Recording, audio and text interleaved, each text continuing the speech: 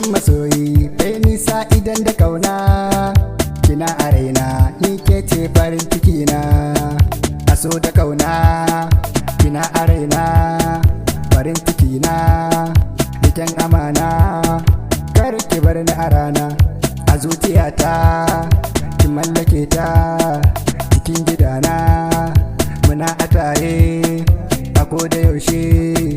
Ke za ki min nigata masoyiyata, aneniyata, kin zarce mata, kin basirata, ni ce ce gwanata.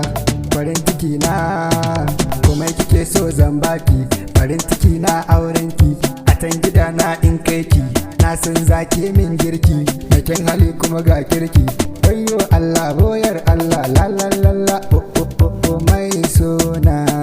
Ki zan magata na zan zamo naki, ki share kuka na zani aure ki.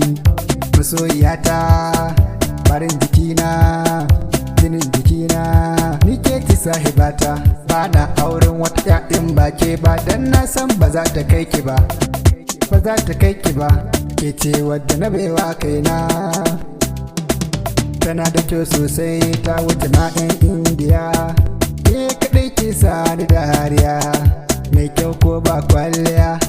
Ina son ki kina so na, ina son ki kina so na.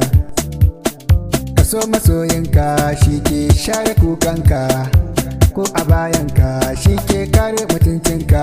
Farin ciki na kina arena, garin masoyi bai nisa idan da kauna, kina arena ni ke ce farin ciki na.